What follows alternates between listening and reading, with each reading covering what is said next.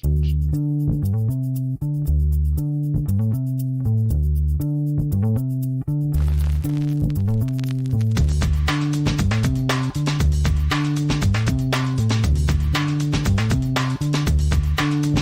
to the acclaimed podcast, The Deep Dive, featuring your esteemed hosts, Andy Monitor and Drew Dinzik, powered by BetSperts.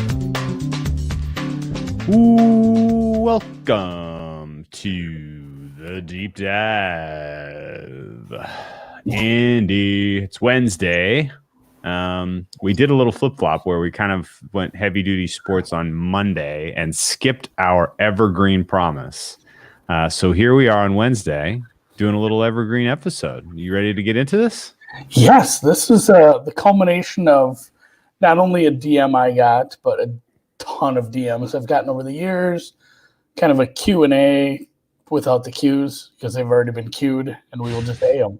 Yeah. Okay. So let's tee this up in a couple of interesting ways, and then I got a couple of stories off the top, and then I want to let you kind of talk a little bit about define some of the stuff that we want to get into. Does that sound fair? Yeah, that's good. All right. So today's episode, what we really want to talk about is kind of pull a little bit of the curtain back on what actually happens. What are pro bettors doing? That's just what we want to define, because regardless of what you would see in sports betting media landscape, like the definition of a pro bettor has a pretty specific answer in my mind, at least. And a lot of what goes into it is betting partnerships, finding ways to get down, finding other like-minded bettors with equal confidence in their picks and equally deep pockets to cross. When we got into this 4 years ago, I didn't understand any of this whatsoever. In fact, I had a lot of the questions that we get, constantly about betting partnerships and stuff. Like, I wondered about that. I had no idea who to even ask. We didn't know anybody. We didn't know anybody. We didn't really know any professional bettors. And network yet. To be completely fair, I'm not even really the right person to be talking about a lot of this stuff.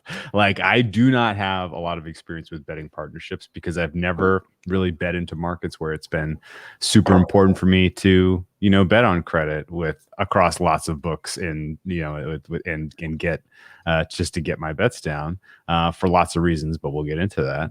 I reached out to one of our good friends who's extremely experienced in this space, to see if he would be willing to join us to kind of help us get a little back and forth, get his perspective on this stuff, because he's the more correct person to ask these sort of questions. Yeah. Problem is that puts people in a tight spot. You don't necessarily want to put people on blast at a well listened to podcast in the betting space where they're answering these types of questions and talking about this sort of stuff. So keep in mind, everything you hear us talking about today is third hand from a great friend who did us a super solid, putting a lot of really hard work into, some of answering our questions and outlining some of this stuff so that we can convey it to you guys. None of this is firsthand. This is all. I'm not. No, and I think too, before we do get into like what pros do and like what professionals are doing, because I think that this is something I think we'll reference back to a lot in other podcasts. Like, we touched on it a little when we got into reverse line movement, and we said, oh man, like 80% of the money at FanDuel is on this team, but it's moving the other way. And we said it's because the money that's important is not being bet at FanDuel. It's not being bet at a regulated book. It's not being bet at some of these other offshores. There are offshores that will take pro money, but for the most part, they're getting bet in other places. And that's why it says that, it doesn't matter if every dollar went on one team at FanDuel, DraftKings, any of the legal books. It might still move the other way just because the market is moving the other way. And, liability be damned for some of those guys. They're going to move with the market because they don't want to be the off-market number. You don't want to be off-market from a Sharp, a Penny, a Chris, any of the paper ads. So yeah. I think starting at like the levels of what kind of money these books are taking and where from and why pros are like, oh, why don't pros bet at Bovada? That is so smart. Okay, and let's also clarify one other important thing. We're talking about U.S. bettors here. Yes. Surely there are people in Hong Kong and Australia and Europe who are market making and exchanges and who are professionals doing it in a different way. Most of this conversation, all of the context of what we're going to get into today really kind of boils down to North American bettors, North American pro bettors. And there are two kind of reasons that we want to really that this is happening. Like, this isn't an accident. Like, the system in the United States was kind of designed in a specific way that has kind of lent it to this process. And when I say that, what I mean is, like, if you step back and you look at, okay, well, what is some people will call it the European model in the first place. It's now clearly the US model as well. I guess I want to blame Europe for starting this, but basically just the recreational book has a very specific and straightforward business plan. And these are well-established corporations. Like these are well-funded, and they know this works. They know this works, and what they're doing is pretty akin to fishing, right? They are on these well-built-up, beautiful fishing boats, and they are throwing chum in the water via bonuses, via sign-up deals, advertising. They are chumming the water for fish. But yeah, they're chumming the water for fish, and they get lots of fish back. It's expensive, but they get lots of fish back. And most of them are little. Most of them are betting $5, $10, $20, $50 bets until their balance runs dry, and then they redeposit or they quit and go away. But the reason they're doing it isn't to catch the little fish. This isn't a mass fishing operation. They're looking for the whales. Right? Like, they're out there fishing, and 1 out of every 20 or so customers they acquire is a high value customer. Yeah. Right? And that just means they're betting large. They don't care about odds. They don't care about price. Redepositing constantly. Or they're redepositing constantly. But they have a dollar value, a lifetime dollar value that is 10, 100, 1,000 times, your average player that signs up in a given day.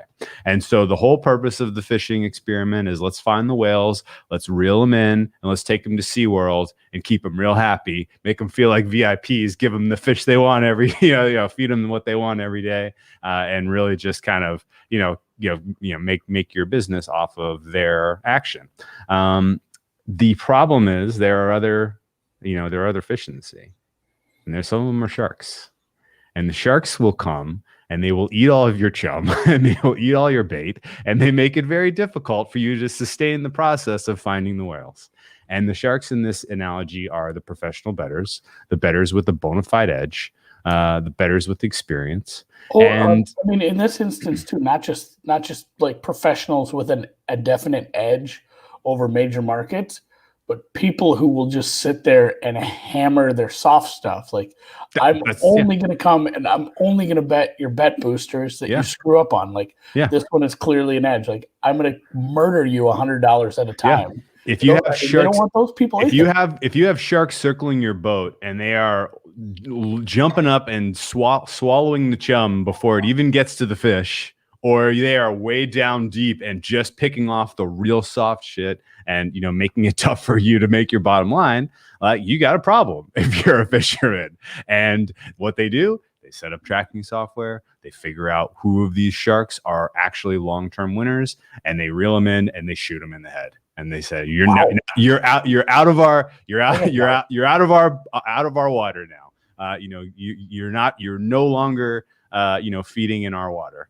And so this trickles into the analogy of, okay, if you are consistently betting with an edge, and if you are unable to get bets down across multiple books, then that limits you from being able to do a lot of the things that you really need to do to be a successful bettor, like shop around and find the best price and, bet soft market stuff and, be able to, or even just maxing something across a few books. Exactly. Get more than, get a bet size down that suits your appetite.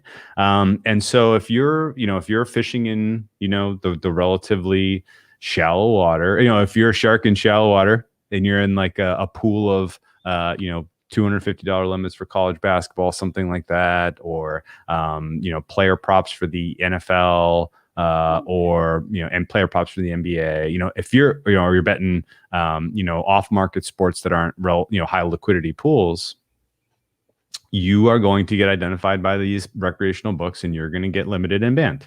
And it is kind of the cost. And believe me, like there's plenty of belly aching in the space about banning customers. Like there's a couple timelines that you probably know where you can go and find the latest complaining about limiting customers.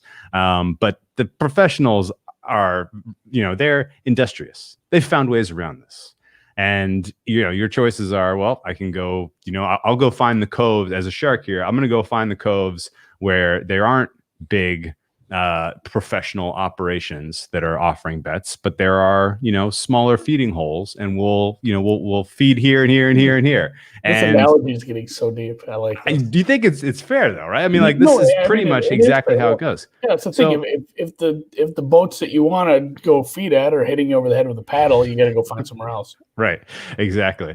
And so effectively, the way that ends up playing out, you have to have effectively a network of outs that are not your well-known brand named legal shops.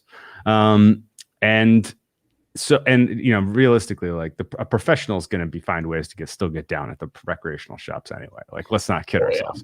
But for the most part, like if you're consistently beating, if you're hitting 70% 3 weeks in a row on NFL player props, like you're done, like you're gone. However, if you spread it out across, say, 5-10 paper heads where you're only betting $100-200 a pop, and you have a couple of agents you work with who are distributing your action in a very covert way, and you're not being greedy and overeating all the fish in your little cove that you found. You can sustainably take money out of the system and make a living as a professional bettor in the United States. It's a very gray area. You're dealing with a lot of characters. There is no legal recourse for most of the stuff that's going on, because what the people you are dealing with on the other side of the counter are breaking law. It's not illegal to place a bet as a United States citizen, but it's illegal to make a book. And so you are never from jail. They won't pay. Not only will they not pay you from jail, you can't even go. There's exactly. You can't sue. You can't sue them, right? Yeah, that's right. You can't sue them for anything. Like, so you end up resorting to very unsavory tactics potentially to get the payout when you have big scores and your book, the bookmaker you're working with says, go pound sand. So the way and so that's kind of the general environment. And let's take a step back, because I think there's plenty of listeners who understand what a paperhead is. There's plenty of listeners who probably their first book might have been a local, who didn't have, maybe they didn't have a website back then. One of the first locals I used was a texting local, where you just texted him, or you had to. My buddies used to have a guy they called, and they had, of course, they had, they each had to have a nickname because it was over the phone. So they we still use these nicknames sometimes. Oh, that's great. Funny. So, but like they each had to have a handle. So just in case the feds were listening or whatever. But I mean, because I've brought this up numerous times in chats. This is something, when you see these paperheads, not countless, but I bet at least 10 times someone has DM'd me with like a login for a paperhead and like, how do I sign up for this? Like, or just asking like, how do I get one of these credit books? Like, do you have these? Or like, which website is credit books?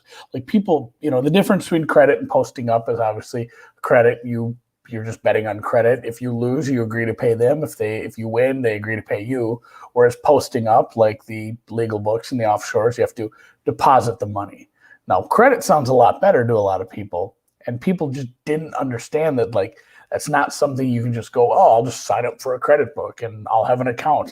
Like, you got to get vouched for, or you got to find someone willing to talk to somebody who knows somebody. Like, a bunch of people have asked me now, like, how do I get one of these? How do I get these credit books? Like, where do I sign up? Like, I mean, join a join a country club. Go join a country club.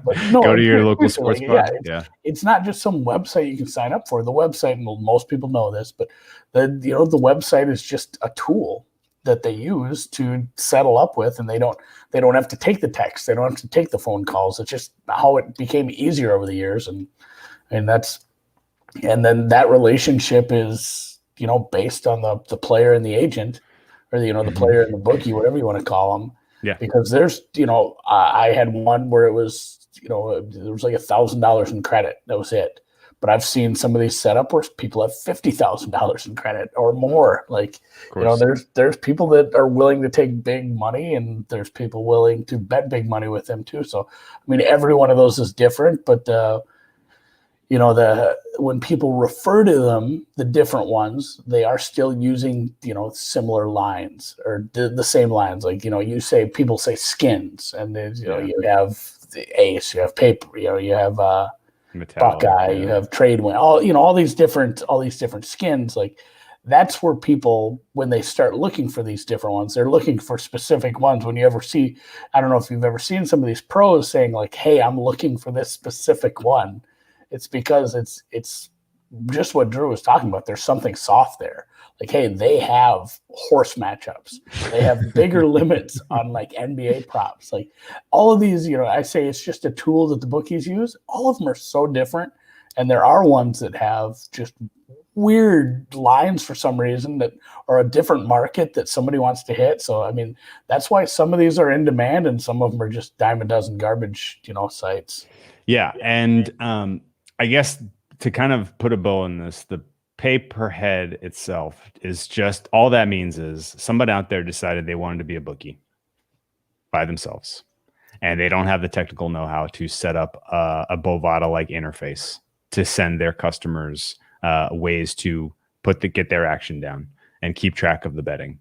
And so there are specific companies based out of Costa Rica and the Caribbean otherwise that will give you the infrastructure, and you pay them per account that you open with them. And it's all consolidated. They're all, it's all looking at lines that are otherwise, coming from major markets. But the pay per head just refers to, hey, I'm a guy, I decided I wanted to be a bookmaker. I have 10 guys at my sports bar that I run that all want to place bets. I need 10 accounts. Can you open 10 accounts for me? And I'll pay you 10% of blank for a month, blah, blah, blah, blah, blah. Like, that's how that works. And the funny thing about betting like a pro is you get to the point in life, assuming you're betting into, assuming you have something plus EV, golden, solid gold, not like, hey, I'm hot. I have had a hot year betting, European soccer. I'm a pro now. I'm ready to take it to the next level. I'm talking like you've done this now for 5-10 years. Your edge is not going anywhere. Like, exactly how to sustain winning. The game changes from entirely pivots from finding an edge to getting a bet down. And honestly, that doesn't sound fun to me. These guys do it. They're good at it. They make a living doing this. Some of them live very comfortably, some of these professional bettors. But I am perfectly fine betting into my NBA sides, NFL sides, tennis money line markets, or I'm never really going to be, bumping my head up against a limit that I can't get by with. And so I've never really waded into these waters, especially. And too, I feel it's only fair because we dogged on the legal books a little for using the European model. I mean, these guys, because it's a, whatever you want to call it, gray. It's not even a fucking gray area. It's straight up illegal. Like, it's illegal. Oh, yeah. I shouldn't call it a gray area. It's straight up illegal. And you say like you don't have recourse. in a lot of these. Well, you don't, and that's the thing too. Like these guys also, without having a complicated business plan and a bunch of MBAs and being publicly traded, they're kind of after the same thing. They would like the chuckleheads that show up to men's night down at the bar and play darts to bet NFL through them and each lose, a couple grand each winner, and then take that money and take their kids and wife on vacation. Like they don't want some guy that's crushing horse matchup. They don't want, they don't want, hey, my buddy wants, your buddy wants an account. He's good for it. Yeah, he's good for it. All right, I'll give him an account. Buddy turns out to be a guy who has a complicated model and is beating the shit out of NBA props. All of a sudden, all his NFL money from the last year he owes to this guy for NBA props. He doesn't want that either. So, I mean, if you ever see that, if you've ever delved into that part of gambling Twitter and you've seen some of these guys, all the Joeys, all three Joeys, Pikachu has had some fits about it. I mean, just anybody, there's plenty of people that have talked about getting stiffed. Like, sometimes they do just get stiffed. That's the worst part. Like a legal book will pay you out and tell you. No, they'll pay you. A U.S. jurisdictional shop, yes. Yes, a U.S. jurisdictional, a legal North American book will pay you before they shit can you and tell you can bet $2 or you're just not welcome. Like sometimes these guys are just like, yeah, hey, you're sharp. I'm not paying you this stuff. Oh yeah. And sometimes it's because the bookmaker himself is a college student that doesn't actually have the money. That absolutely happens. Oh, that for sure happens. And the stories that I've heard from some of these guys who are, either the agents, and when I say agents, I just mean guys who are, because it's almost like you have to figure out your role. You can be an originator, you can be someone who's developing the plus EV stuff, and in that case, you can shed some of the headache of getting down by just saying, okay, man, here's my numbers, you deal with it, right? And then it's up to the agent to worry about, okay, I'm going to find places to bet this. I'm going to find, develop new sources, get more accounts, find, talk to other long-term losing bettors who have relatively high credit limits, and we can kind of sneak in the back door and start getting our action down on a well-known account. Because again, you open a brand new account with some bookmaker and kill them for 2 weeks, like goodbye. Like that's not sustainable. You're gonna burn through accounts way fast. But if you can find people who have you go to the country club or you go to the down to the campus and you're like hanging out with guys who have been betting for the same bookie for 4 years and losing, hey man, you want to split, you want to give us some of your credit, we'll give you some winnings. This is a good partnership, right? This is a decent way to form a partnership where you have something we want, which is liquidity in a betting account, and we have something which you want, which is not losing money. and to take a step back there, somebody might ask, well, how is that different? You're just going to get banned. Well, if you have someone vouch for you and you get one of these accounts through an illegal bookmaker and you just beat the pants off them and they tell you to kick rocks, that will happen. That's how that happens. That will happen. That's a certainty for most cases. If you have some kid who's been betting with that bookmaker and just pissing it away, having to pay, maybe getting paid one Monday out of 5 and mostly just paying in or breaking even for a year, 2 years, maybe it's a long-term account. And then he starts to win a little bit on NBA props because somebody else is betting into that account. A bookmaker isn't just going to be like, all right, this kid's sharp now, I'm done with it. Some will see through some people know what's going on. They'll see through the bullshit and say, hey, somebody's betting through your account. But a lot of times it buys you more time. Be like, well, I mean, this kid had a winning week. He had 2 winning weeks. He's gonna. Well, the most common. He's gonna give it back. Yeah, the most common one is 2-3 winning weeks, and they look at what you're betting, and they either turn that part of the options off, so you can't bet there. Those are there. Get to that. It was going to be hey, we put our software. You're using bots. You're betting with a bot. This is sharp action. We're not taking your bets anymore. So anyway, you churn accounts as a pro. In that sense, somebody, if you can get a loser's account, someone who's consistently lost money, you can play into that and win, and you get a little more time. Like you can buy yourself some time. And like what Drew said too, sometimes that's what happens. Like, oh yeah, guess what? You don't have horse matchups anymore. We talk about the websites, the paper ads that they can use. A lot of them have a lot of functionality on that end where they can say this person can only bet these markets, this person can't bet the limits at this market. They can, max NFL sides, but horse matchups, $5. Yeah. But the other thing, like it's easier to do it this way than it is to attack the legal shops, because the legal shops, again, are these really robust, badass fishing operations with, effectively the sonar that identifies the sharks by tracking closing line value and profiling customers. And so they know exactly who you are, but relatively fast turnaround.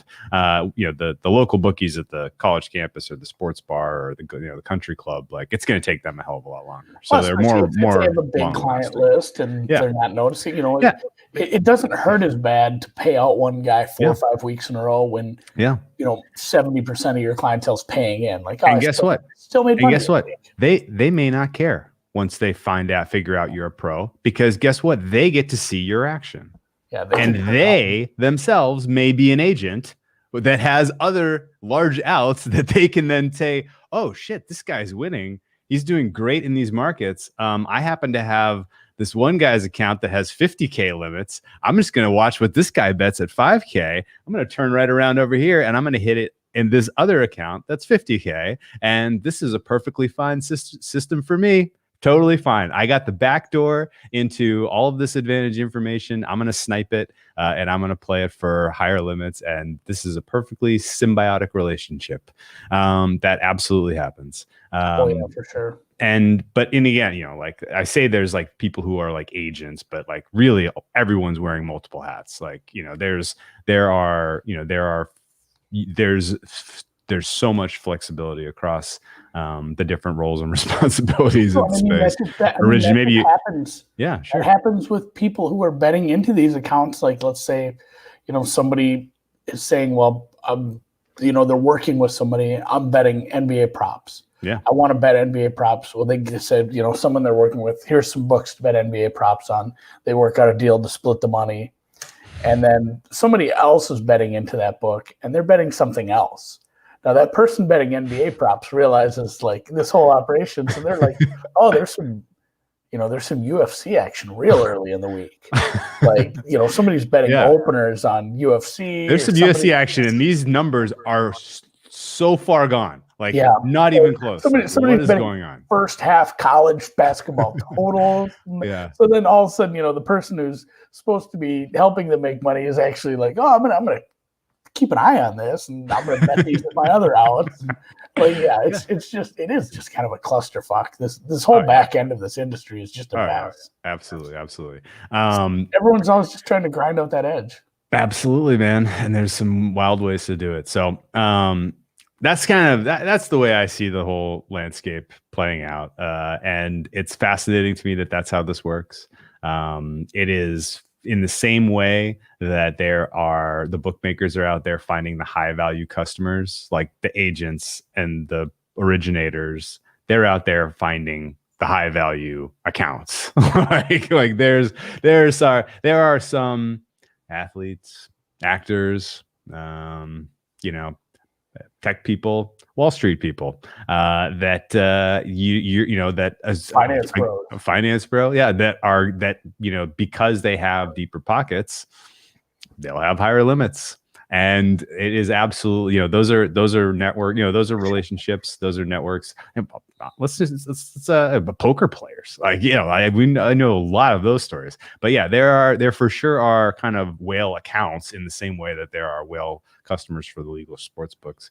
And, it's fascinating how, that part of this industry works. And there may be people listening to this that are kind of on the come up, that are originating good stuff, that are like, I can't get down my WNBA action anymore. I need a damn partner. I need a partner. It happens. And I think we've talked about this a couple of times. Pikachu is a good example because I remember he had small market stuff that was hot, Euro ball, that website he built, WNBA ball. It was horse matchups. Like, well, yeah, no, but was, like back in the day when he was like, I can't get down on this. That's, you know, I need someone help me. Like, how do I have network here? Yeah, be but nice. like, yeah, go ahead. Maybe be nicer. Helps with networking.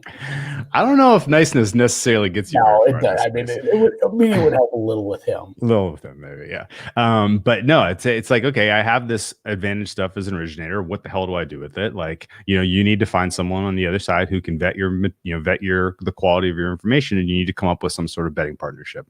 And that was really the question that we got that, you know, kind of kicked all of this off.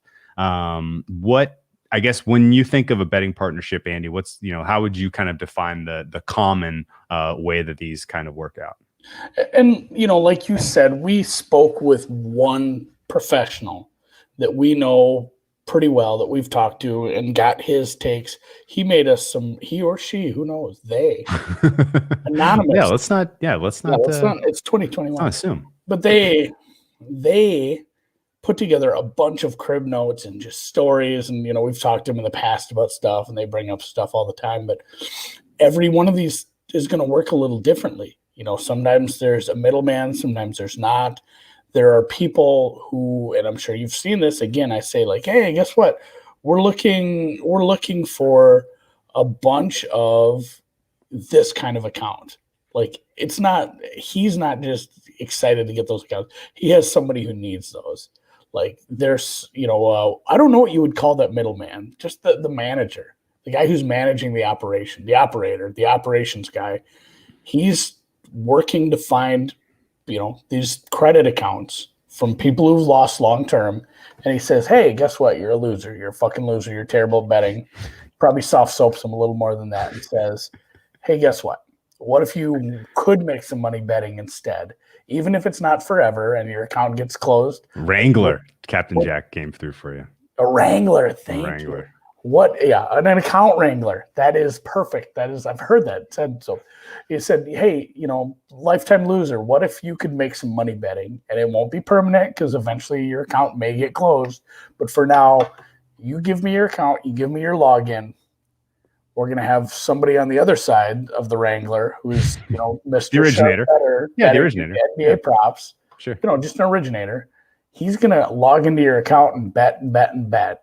And then you take that money. Let's say you made 10 grand doing that. X amount goes to the guy who owns the account. X amount goes to the guy originating, and X amount goes to Mr. Wrangler. They all get a piece of the pie because for the most part, that works out. Like, the guy betting has an edge. You're going to win long term, and everybody makes money until the account closes.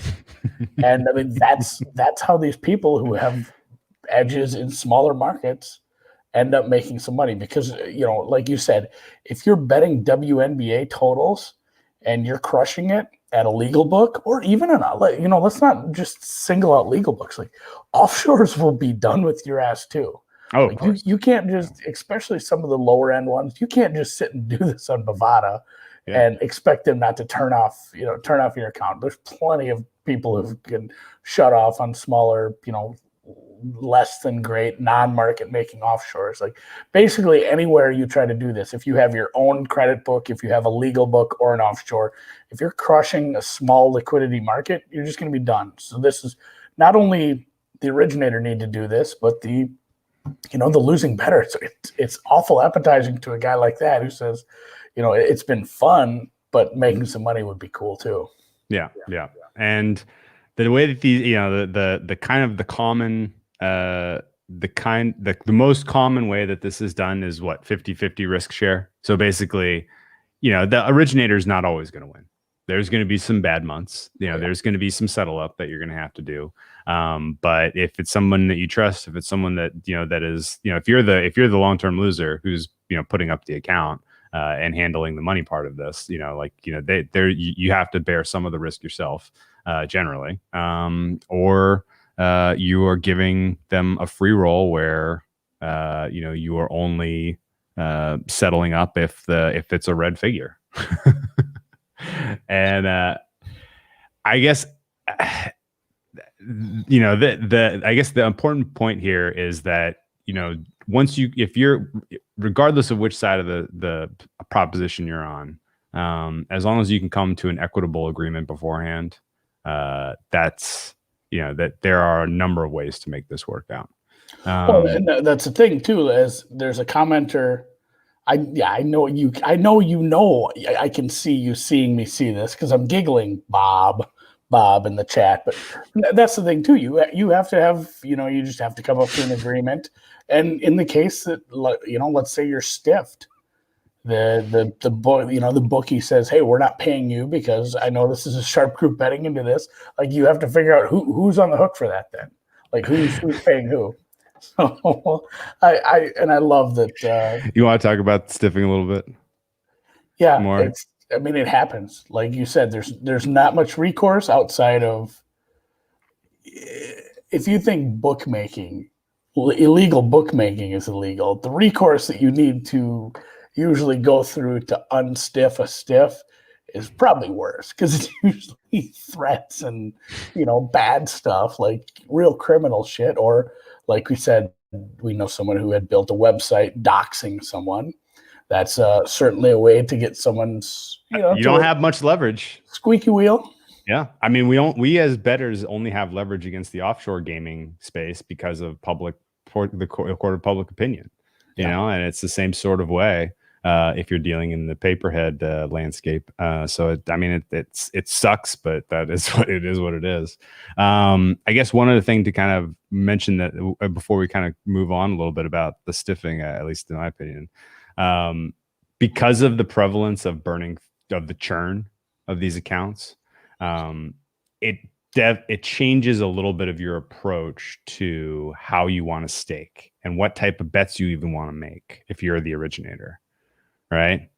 Like, if you have a solid edge on an NFL future, you're not betting it on credit in a paperhead on an account that you got from a Wrangler. No chance. Not only that Wrangler, but even if you have a credit book with someone, that's a bad spot to bet it, just because, you know, they're fine settling up 1,000 here, 2,000 there. Maybe you lose 1 week, but if you hit, you know, a 75 to 1, yeah, and it's been 1,000 here, 1,000 back, maybe a real good week, $2-3 grand, and then all of a sudden they owe you 37.5.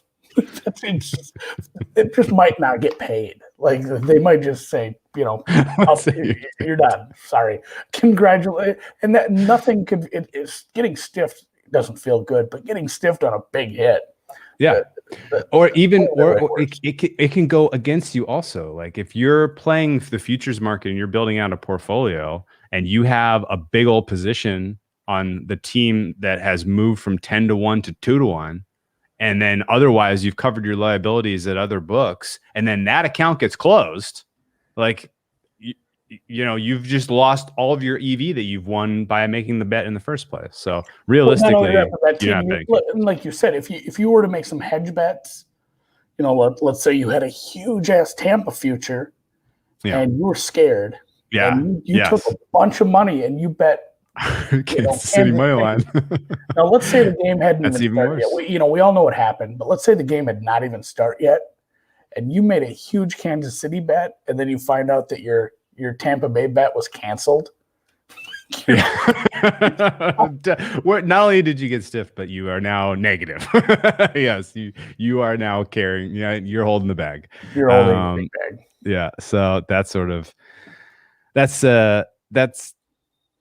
a huge aspect of this, I guess. Do you want to talk a little bit about movers, or did we cover that in a fair way without saying movers? I mean, movers, beards, all that too. You know, there's a lot of different ways. We didn't even really touch on like Vegas books.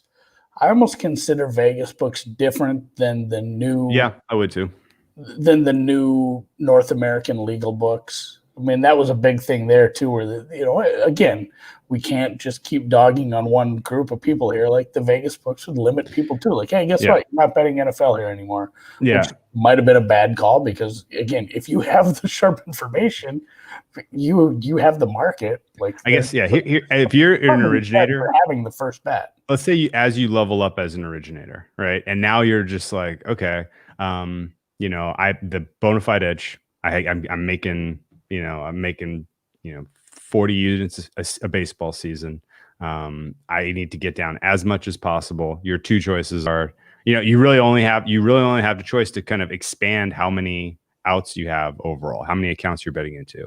And that becomes like a phone tree sort of deal where you have to distribute the information in a way that you are getting it down without moving the market, or else you're not going to get your price, and you're going to cannibalize your opportunity to get the bet size that you had intended on whatever play you have.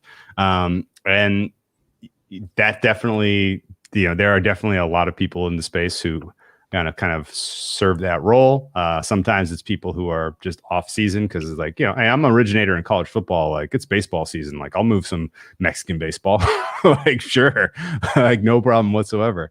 That's sort of common, at least from what I see. The importance of references. Is there anything more important? I mean, your reputation is everything. And if you are an unknown quantity, you need to build up a reputation. It's all word of mouth. It's all who you know. And it is, it's exceptionally important to have, to do your homework on whoever you're doing business with a betting partnership. I mean, that's 101. Well, that's another tough one too. It's almost like, hey, get references. Well, who do I get references from? The people in your network. Well, I don't have a network yet. I'll figure it out. Like, it's tough. You'll get there. Step one. Okay.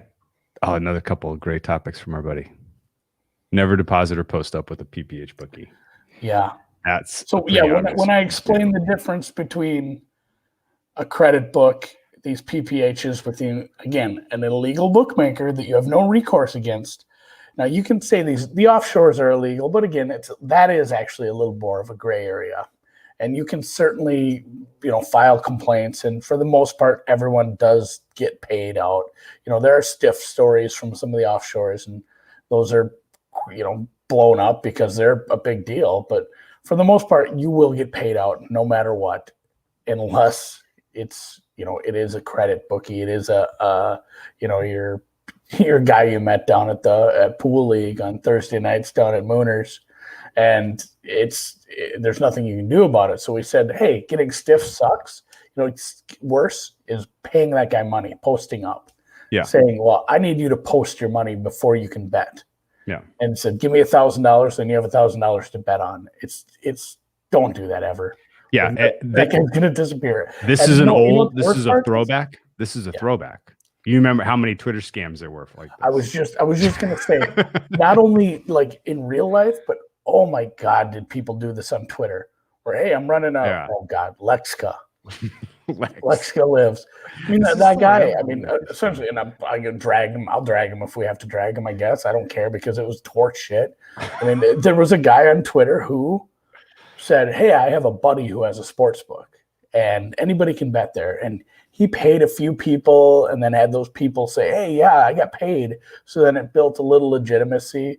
And then he let a lot of people bet and then just stiffed everybody. And he's like, I don't know what happened. My buddy disappeared. He won't respond to me. Where it's like, oh, there was no buddy. It was you. It was you the whole time. I mean, a bunch of people got taken. And that was not an isolated incident on Twitter. Terrible. Well, no. And it wasn't like he was the only person who ever did that. That's happened. Of course. Don't post up with someone you don't know.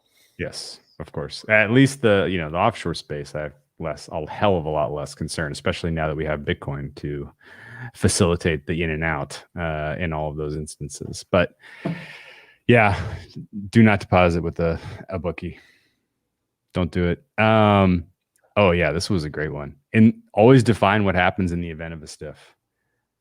Again, kind of going back to how you set up your partnership in the first place. Maybe the most important advice that we got from our guy. In the event of a stiff, everybody it becomes a strong arm between partners of who bears the cost, right? Yeah. And it is not always clear whose fault it is for getting stiffed.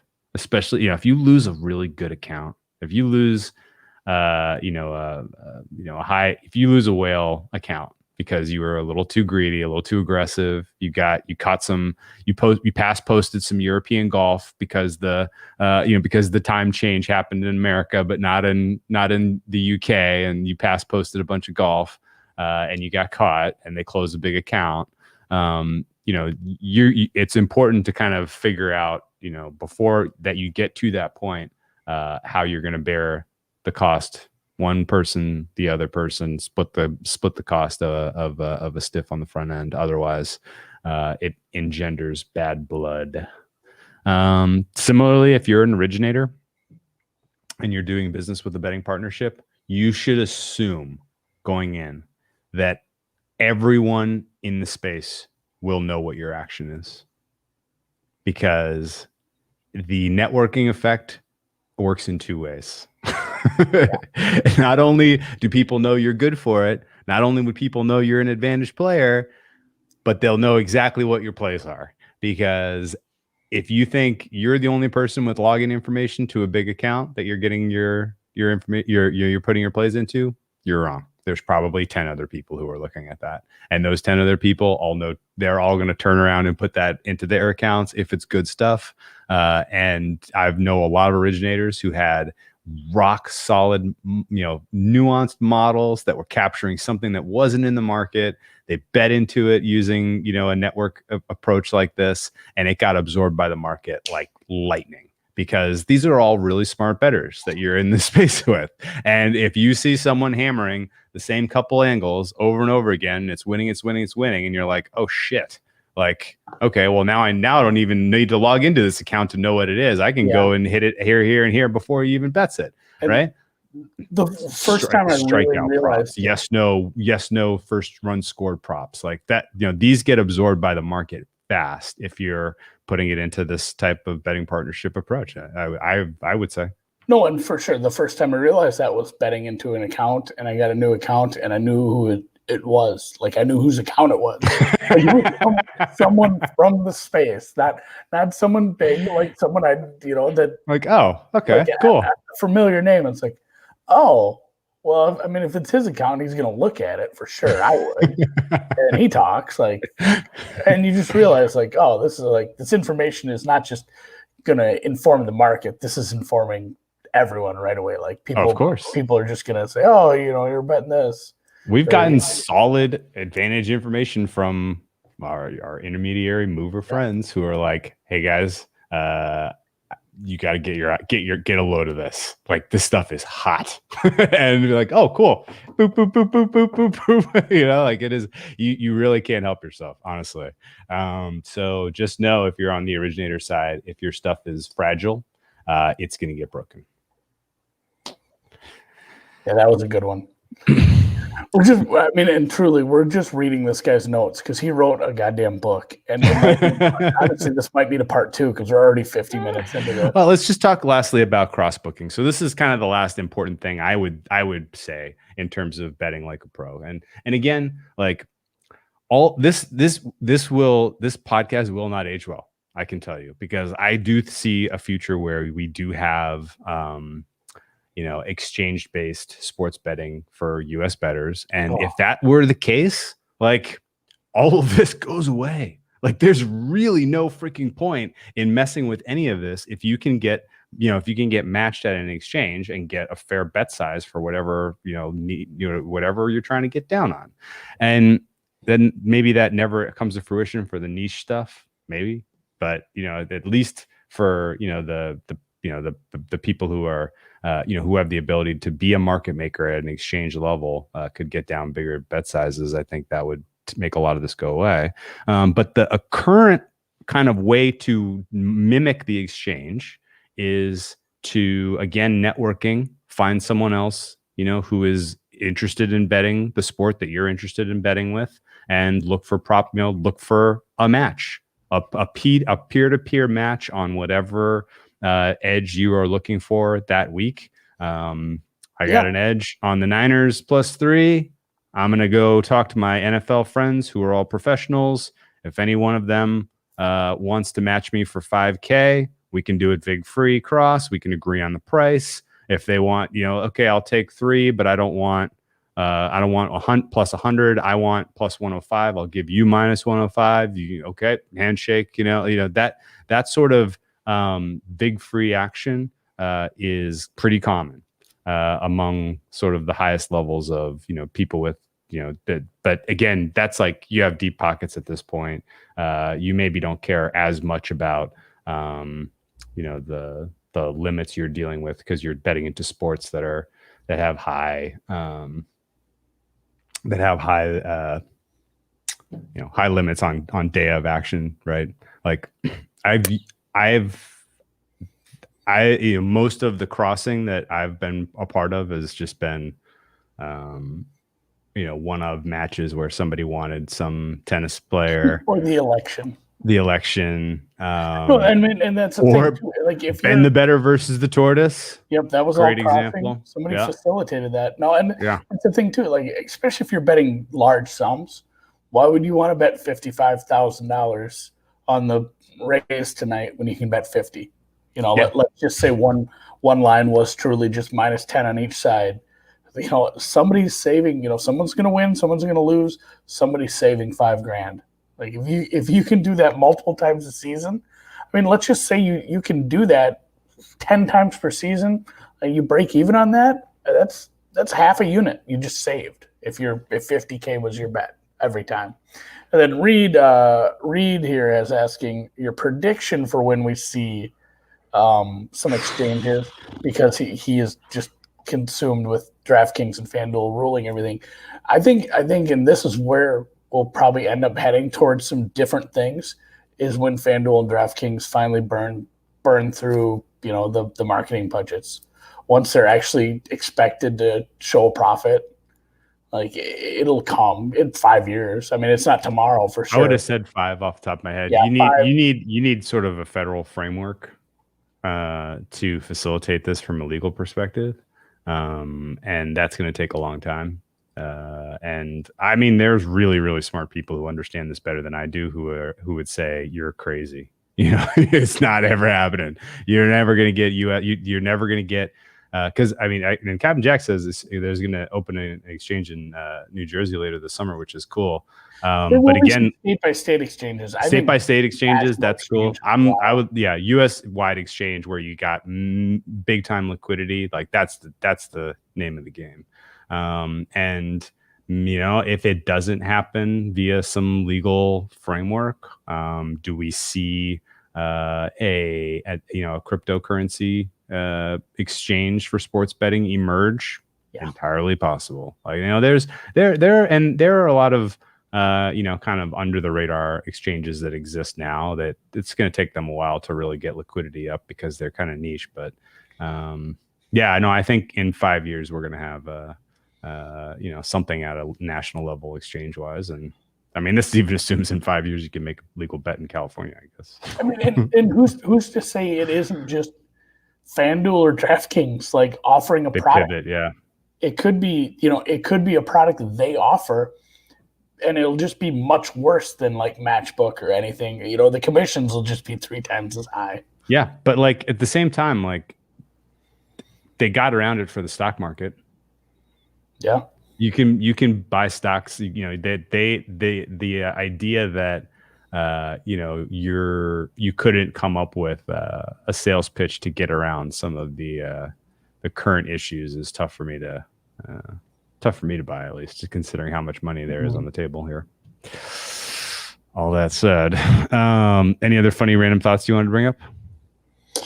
No, I think we hit on a lot of ones. It was good. It was good to get Bob in the chat. Oh, yeah, a legitimate guy who bet some edges and has had some experiences. Oh, the NFL. Yeah, that would fuck yeah. Well, and that's the thing too. Like these, Captain Jack says his pick for someone to run exchange the NFL. Yeah. Like what we've seen with the quick move on, hey, guess what? Strong. NFTs worked for the NBA. The NFL's like, oh, we're doing that. Like any way the NFL can make another dollar, they'll be all about it. Like if they see a way that they can, instead of partnering with a book, open some sort of exchange, yeah, that makes a shitload of sense. Yeah. Yeah. I would also, the last story that this always cracks me up. A lot of times there will be multiple originators betting into the same whale account, right?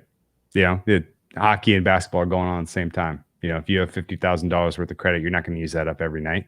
No. We'll give 10K to this guy who's betting NBA. We'll give 10K to this guy who's betting NHL. Sorting it out for payments becomes a little bit tricky. And do you know how they handle that? Or what's a convenient way to handle that? Microsoft Excel? Microsoft Excel, but basically, you take, you say, okay, this is, you end all of your bets with the number 4. You end all your bets with the number 7. Oh, yeah, no, you yeah. end all even numbers. You end all your bets with odd numbers. Somebody, if the max is 500, you say you bet 498 on everyone. Right. Then I know which bets. And I know which ones are yours. 499.50. Yeah, right. That way, at the end of the day, you can kind of sort it all out. It's not just a big slush pool. All right, man. I think this one will end up doing kind of a follow-up maybe next spring or later in the year, because I think we'll get some questions on this one. Yeah. Because it is complicated. And like somebody said this earlier. He said listening to Rufus talk about how hard it is to get down sometimes sounds awful. Yeah. I mean, yes. that is the thing for some of these 100%. guys. Like it is very complicated to get down what they want. Yeah. I mean, it would make you wonder at some point, you probably would just kind of lose your, lose your patience with it and be like, make some deal with the book to, bet an early number at a big price and just be done with it all, that would make sense to me. So the general, I guess the general conclusion I would just say is like, all of this stuff is extremely cloak and dagger. No one really talks about it. And because of that, like, as you get into it, you may be unwilling to ask questions, unwilling to communicate, but that's like the key. Communication is so freaking important.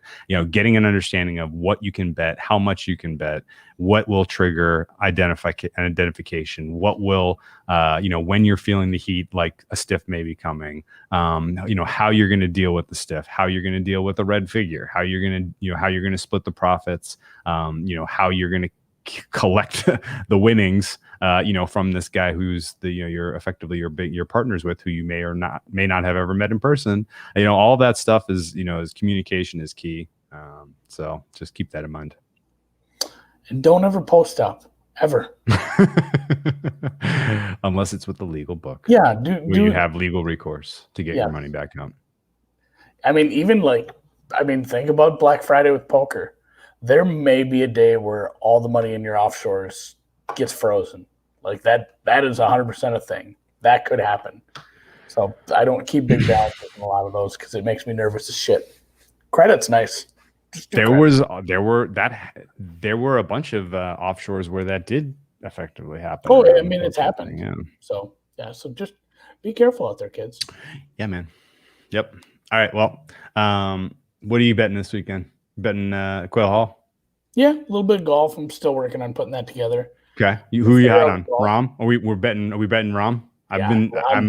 He's ready, man. He's ready. His number ready to pop, but he's going to win. Like it's only juice if you lose, and it's not juice, 10-1. Who are we fading? I saw AD. He's on Rory and Ricky matchups. He doesn't have the insider info that we have on Rory. Yeah. Okay. What about Ricky? I mean, we said this too. Like with every fade, eventually the number gets big enough where there's value on the other side. I'm not quite there with Ricky, but he is. That's fine. We agreed on Matthew Naismith though, so that's the lock, pop, and drop golf play of the week. Matthew Naismith, who is like number 1 in greens and regulations gained over 12, 24, 50 rounds. Like he is the number 1 golfer in the world as far as finding more greens and regulations than anyone in the field. It's going to come and play. You saw what I did Tuesday. If you're going to find those greens and regulation, you're going to shoot a 58 like I did. So Matthew Naismith, top 20. That's lock, pop, and drop it for the week. I like it, buddy. All right, best of luck. I need the Pacers to pull their heads out of their ass here. Otherwise, NBA looks pretty good so far tonight. Enjoy your weekend, and I will catch you on Monday. Let me play the music.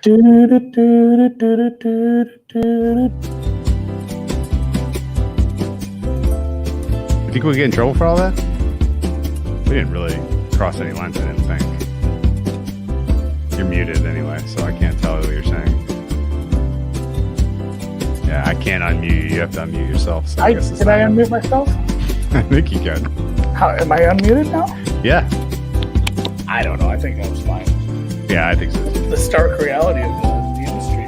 Yeah, it's not like we weren't candid about how it's I'm excited about this exchange. I want to dig more.